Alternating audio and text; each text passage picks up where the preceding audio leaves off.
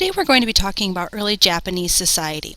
We're going to be talking about not just the society itself, but its geography, how it was influenced by other areas, and the rise of feudalism. So let's start by talking about geography. The geography of Japan is very unique. That's because it's something called an archipelago. An archipelago is literally a chain of islands. Japan is an archipelago, as is Great Britain, Indonesia, and other places throughout the world. And this particular archipelago is made up of over 4,000 different islands, but there are four main islands that make up Japan: Hokkaido, Honshu, Shikoku, and Kyushu.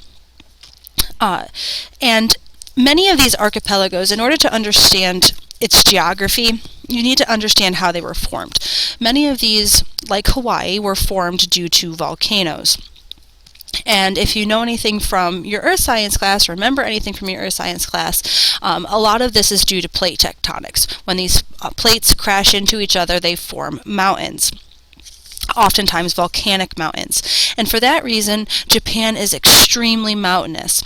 Only about 12% of the land on the Japanese archipelago is arable, that is, it can be farmed.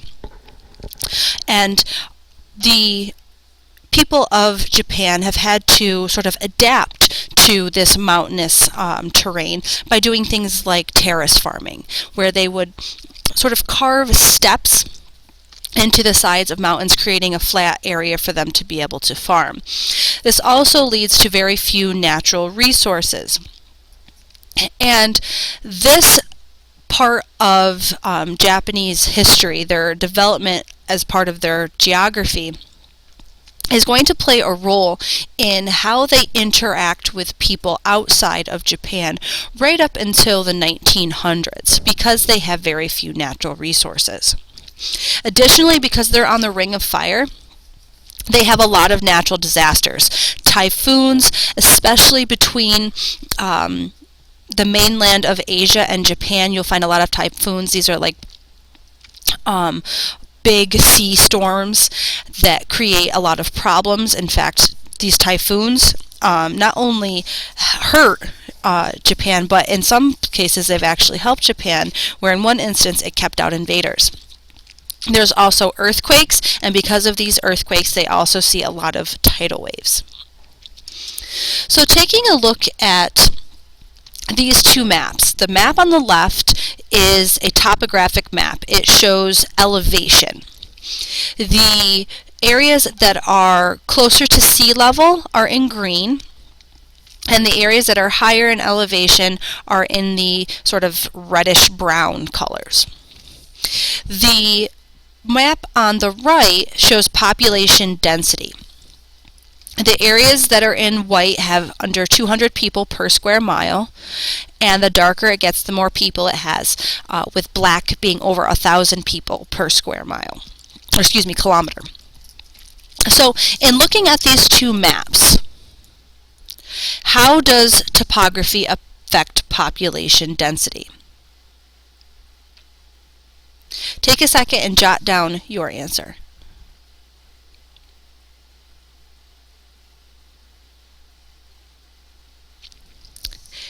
In looking at the map on the left versus the map on the right, what you'll notice is that the areas that are flatter and closer to sea level tend to have higher population density. One of the things that you'll notice is that the city of Tokyo here is in the area where there is the most low-lying land. It's also the most heavily populated area. Let's talk now about early Japanese religion. And the earliest Japanese religion is something called Shintoism. Shinto, or Shintoism, translates into the way of the gods. Shintoism is similar to animism or Taoism in that it has a lot to do with nature. It's based on this respect, mutual respect with the forces of nature, in combination with ancestor worship. So people who practice Shinto believe that there are divine spirits that live in nature. So in trees, in rocks, in waterfalls, in lakes. All of these things have a kami, meaning spirit. So Shintoism is based on this idea of natural spirits. In fact, you've probably heard kami before and not even realized it. The word kamikaze means divine wind. And a divine wind blew up a typhoon storm that kept out the Mongols. This is what I had mentioned before when we were talking about geography. So kami, in this case, means spirit, like the kamikaze. Eventually, it came to be used during World War II with kamikaze pilots. It was a reference to this divine wind that kept out the Mongols. The idea was that these suicide pilots would be sort of the turning force in World War II. So Shintoism was the sort of original religion in Japan. But eventually, through cultural diffusion, Buddhism is brought to Japan. And it was brought to Japan through Korea. Korea acted as what they call a cultural bridge between Japan and China. And some of these were simply travelers and traders. Others were missionaries whose goal was to spread the Buddhist religion. And by the mid-700s, it's accepted by the imperial court, that is, by the Emperor of Japan. And over the next couple of centuries, it spread throughout Japanese society. And many people, like in China, combined the ideas of Shintoism with Buddhist beliefs. One aspect of Buddhism that came out of Japan was something called Zen Buddhism. And Zen Buddhism is a type of Buddhism that was practiced specifically by the samurai, which we're going to talk about in just a minute. Many people know what a samurai is. That is a Japanese warrior. And if you understand Buddhism, you know that they practice nonviolence. And Zen Buddhism helped the samurai warriors sort of come to grips with the idea that it was part of their duty to harm or even kill people, even though they practiced a religion that focused on nonviolence. So in addition to Buddhism coming from China, additionally you had, because of this cultural diffusion, they introduced Chinese script.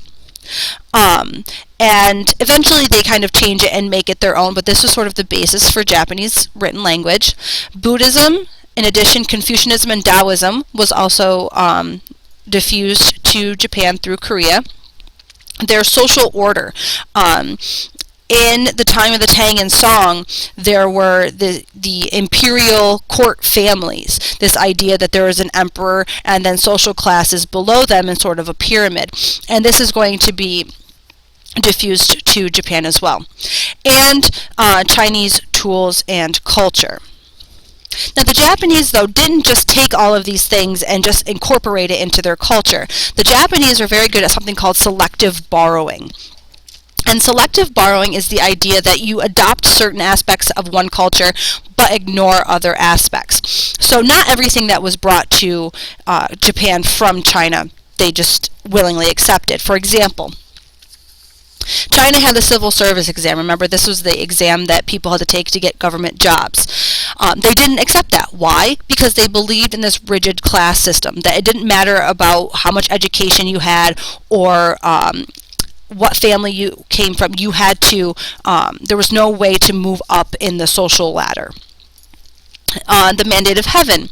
The mandate of heaven came from China. Remember, this is the gods giving the dynasties the right to rule.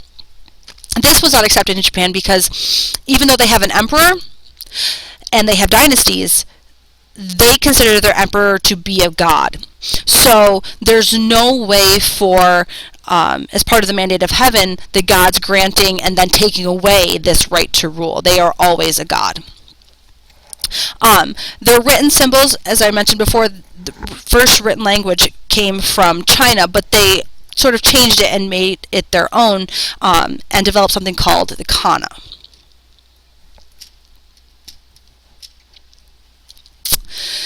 So by around 800 or so, Japan moves into what's known as the Heian period. And the Heian period began when the capital was moved to Heian, or modern-day Kyoto. And what happens is upper-class families began to move there as well. So the upper-class families were in the capital with the emperor. And what starts to happen is they develop this sort of court society. And when I say this, think like most people, when they think of a court society, think of Europe. When you have like dukes and duchesses and princes and princesses, and there's a certain way of doing things, certain way of dress means certain things, or your mannerism means certain things. Well, Japan had the same thing. And there was a lot of rules and etiquette that sort of dictated everyday life during this time period. For example, the length of a man's sword meant different things, like they might be a general or a different part of the branch of the military. The color of their robes meant different officers. The number of skirts that the women wore during this time period meant different things in terms of their social status. So this was a very kind of refined society where people were expected to be into the arts and poetry and literature. Now, by this time period, you also start to see the development of what is becoming known as feudalism. This is an extremely important concept. By the AD 800s, the emperor is still in power. Remember, he is a god, but he's there as a figurehead, sort of like a puppet. He holds the title, but he doesn't have any kind of real power. He doesn't make the government decisions. I usually say he's like the guy that raves in the parade and does the ceremonies, but he doesn't make the political decisions. Instead, the power is held by these court families, these like noble court families. And each of these families owns a large estate or a big plot of land. And they start to hire people to protect these estates. And what comes out of it is feudalism. By the 1100s, these strongmen, what become known as samurai, start to battle for control. And by 1192, a guy by the name of Minamoto Yoritomo is named the first shogun. The shogun is like the head honcho of the military. And from that point on, feudalism is going to dictate the everyday society in Japan. So let's look at the Feudal Pyramid. So in the Feudal Pyramid, there is the emperor at the top. Remember that the emperor is simply a figurehead. He doesn't have any kind of real political power. Japanese feudalism is oftentimes compared to European feudalism, that is like kings, lords, knights, peasants, and so on. The shogun, as I mentioned before, is a top military commander. This is where the real power lies. They rule in the name of the emperor. And their dynasties are called shogunates, similar to the caliphates that we've talked about before. Below the shogun are the daimyo. The daimyo are given land by the shogun in return for their military support. So it's land for loyalty. The daimyo had to spend every other year in Tokyo with the emperor, and they were forced to leave behind their wife and family. Below the daimyo are the samurai. The samurai are like the foot soldiers. Samurai literally means to serve. And the daimyo would then take the land that was given to him by the shogun and divvy it out to his samurai. And the samurai would be part of the military that would act as soldiers in return for that land. Now, the samurai become really important in Japanese culture. The samurai are similar to that of knights under European feudalism. And like the knights, they follow a very strict code of conduct. This is called the Bushido. They are expected to be loyal, honorable, and brave in all aspects. So much so that if a samurai is to betray the Bushido, or even lose in battle, they are expected to commit something called seppuku. Seppuku is ritual suicide. And what they would do is they would take their short sword, they would jam it in their upper abdomen, going across and down, so as to hit all of the major organs. Now, if a samurai was unable or unwilling to commit seppuku, then another samurai would do it for them, where they would kneel on the ground and they'd have their head chopped off. Except that, I guess technically it wasn't really chopped off, because they would leave just a small strip of skin in the very front of the neck area, so as to make sure that the head didn't fully attach and then roll. This was seen as being a sign of disrespect if their head would be to roll after death. Below the samurai are the peasants and the artisans, and there are many different groups within this larger social class. Some of them were farmers. Others that were more, more highly respected, were those artisans who made swords for the samurai, because the samurai sword is very, very, very important to the ideas of the samurai. Below them are the merchants. Now, the merchants were some of the most wealthy of the social classes. They were traders, and they would sell goods. However, because they don't make anything, they're not valued in Japanese society. So they're seen as being sort of a low class. And at the very bottom, as we've seen in many cultures, women were not valued, no matter what social family they came from. And that's because they were essentially, they didn't own anything. They weren't allowed to own land and things of that nature. So that's it for early Japanese society. Thank you.